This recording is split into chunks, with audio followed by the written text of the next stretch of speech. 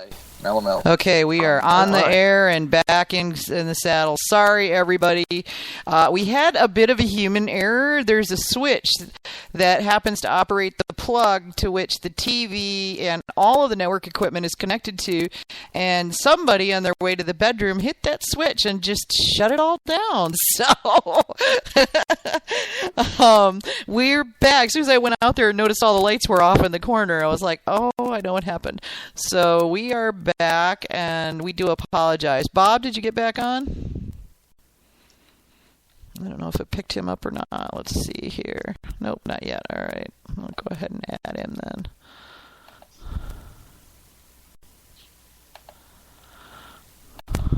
Bring him back here. So apologies to everyone out there for the abrupt thing, but as I say, human error, nothing we can do about it. So, hey, sorry about that. Figured out what was going on. Yeah, there's a plug, or there's a light switch that happens to control the plug that they decided to put the TV and everything on, and they hit the light switch on their way out of the room, on their way to their bedroom to play video games. Wow, that was perfect timing. I know, right? Yeah, and so they just flipped it off, and I'm like, what the heck? Did my network extender die? And I go out there and there's no lights on anything, including any of the network equipment in the corner. So it's like, oh, I know what happened. Oh, crap. So, yeah, that's what happened. So we're back. Okay. Yeah, so we are now, we're back and on live. Anyway, so we were talking about, where were we? We're talking about mentors. I made a chance to get them right. What? The guy made a chance to get it made. So okay. So, okay, what were we on, Bob, when we lost you so abruptly? We were talking about mentors a little? Mentors and mentees, there we go. So, yeah, for those of you who may not have caught it, Bob's group does a pairing of newbies with experienced beekeepers who are willing to take on apprentices, mentees, whatever you want to call them, and helps them to learn this stuff. One of the things that worries me is that I really just don't know that much, and finding classes in my area has proven to be difficult. So what do you guys do? What do you guys do up in your area to ensure that there's adequate educational opportunities? Well, there are, like our club, I belong to the Jersey Club. In Westchester County, New York, there was no beekeepers. And I didn't find New York City beekeepers to my liking.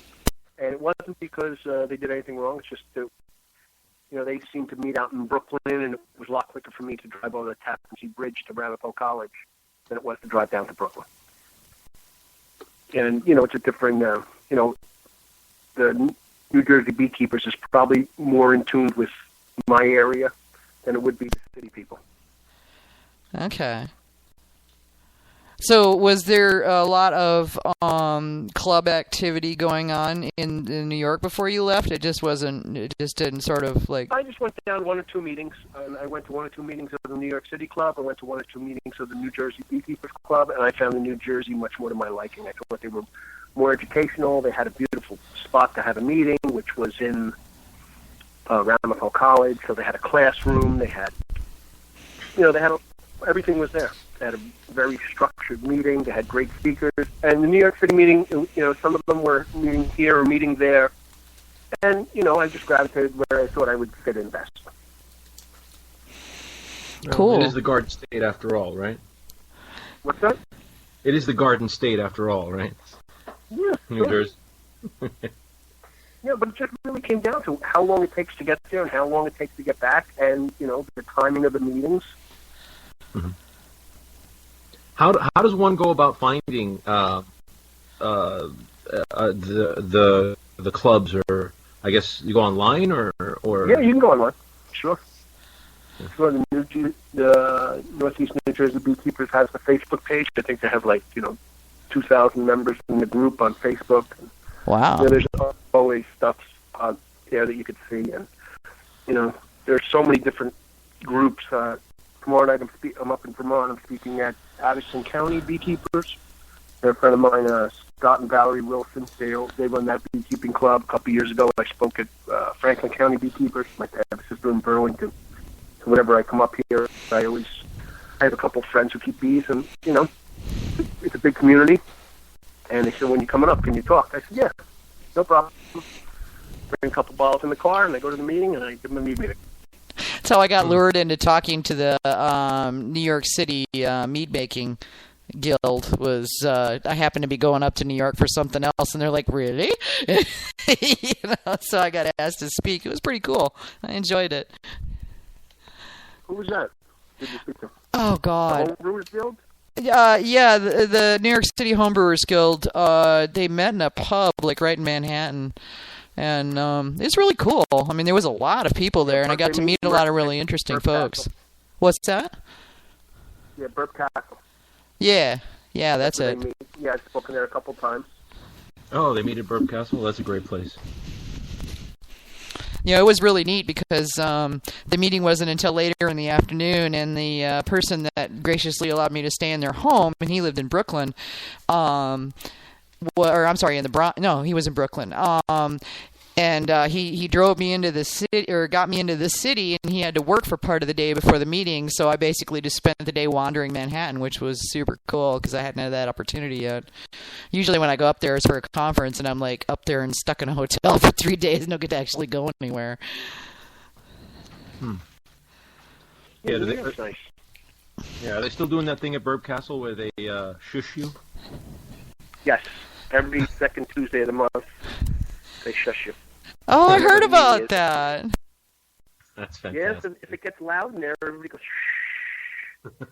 Turns around and shushes. Yeah, because they're monks. The whole gig there is that they're Belgian monks, I guess. Oh, okay. Right, the paintings on the walls are all monks. Correct. So I got dogs crawling all New over York, me because my kids went in to play video games in their room and stuck me with the dogs, so they're crawling all over the bed right now. So I was going to ask before we went off the air there for a second. I think the answer is obvious, but was it mead first or honey first for you, David? It was the first year that the honey I harvested my first year. I did a sizer. What I know now is a sizer, and then after that I went right into mead. Second year I met those guys. By the third year I won Best of Show in New York City, beating out 750 people with the mead. Nice. That was my third year mead making. And that was the ghost pepper mead? Yeah, I made a ghost pepper mead. You're a braver man than I made a lot of other ones. That was the first time I met Michael Fairbrothers. He was actually the judge.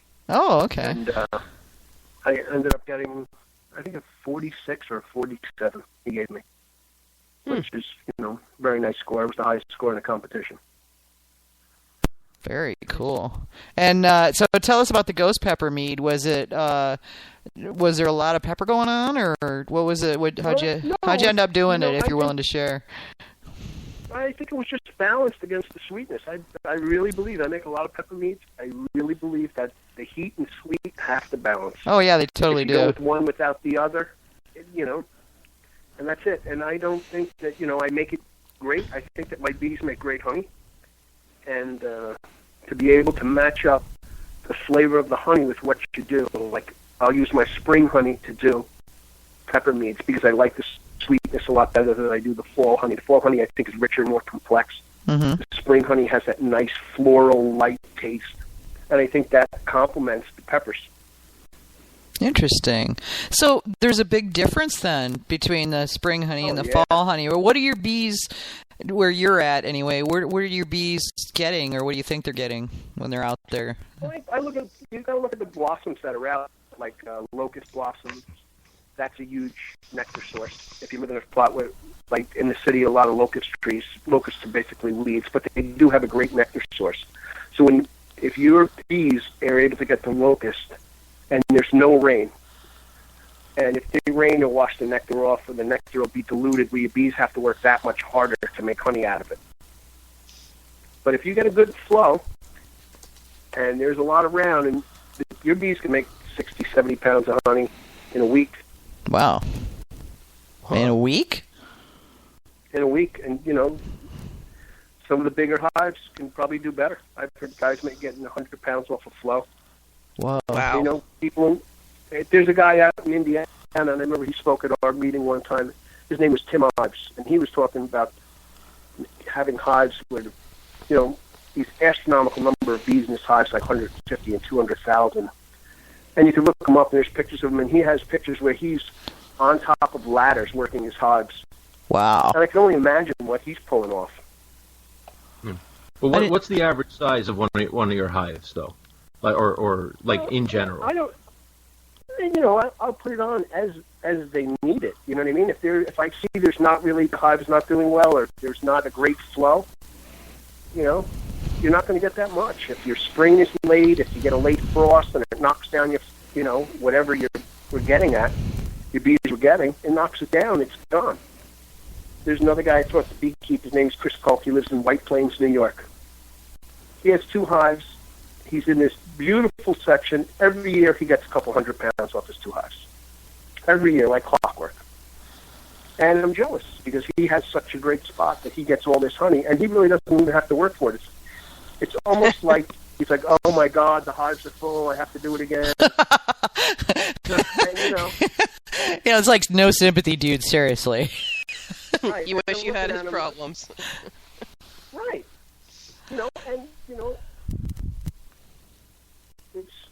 It really is. It's a great curse to have. I wish I had it every year. But, some years you have good years, some years you have bad years. It's just the way it goes. You can't do anything about a late spring. You can't do anything about bad rain. Bees don't fly in the rain. Bees don't fly into 49 degrees. Every once in a while you hear somebody, oh, my bees fly at 42, my bees fly at 39. They'll fly at 39. If the sun's beating on the hive, they'll come out. But I don't know how much nectar there is to find at 39 degrees. Yeah. So is the honey collection happening weekly or bi-weekly? As the flowers open, it's seasonal, and as the flowers come out, and as as weeds open and dandelions are usually the first thing to open. As they open, the bees will go out and hit those flowers for the nectar. And bees, they make their area more prolific for them. Let's say the bees like the dandelions, and within the field next to the hive is 1,000 dandelions. Your bees will go out and they'll hit all those dandelions, and hopefully pollinate all those dandelions to produce seeds to make more dandelions the next year. So if the bees don't like the flower, or the flower is a bad nectar source, or there is a more prolific nectar source, the bees will avoid the bad flowers and go to the better flowers. I'm watching the bees feeding on the dandelions out the window right now. Yeah, it's springtime or summertime in Australia, so. But bees will work what's best for them. They're going to go to the best nectar flow that's available. How do they know? I don't know. Only the bees do. Okay. Instinct, really. That's it. Would it be mystery for the ages, I suppose? So it sounds Actually, one to of my me... friends was talking about learning in his language class that bees communicate by their little dances, and they can tell when they find a good nectar source, they come back to the hive and they can tell others how far it is in what direction. I've heard that too. Right. Yes. So you got the scout bees who go out, and it's their job to search out the area, I suppose. It sounds like, from what you're saying, that the dog, who's on my microphone cord here, that the bees... he just came and laid right across my mic cord. The bees pretty much follow a typical gardening season wherever it is that they are. I mean, that so once the ground is warm enough to till, things start coming up, and then once you get to that point where nothing's growing, then no bees. So that makes sense then. So what is it? What does your season look like? I mean, in terms of what do you have to do? I mean, we're just going to pick your brains here, Bob. Okay. So in the beginning of the season, I'm going to look in my hives, make sure they have adequate food. I'm going to go in probably January, February to see if they have food, to see if they went through their reserves that I left on last year. What do you feed them through the winter? Well, sometimes bees do starve to death. Sometimes they don't have enough, or sometimes the bees will go into a corner where there's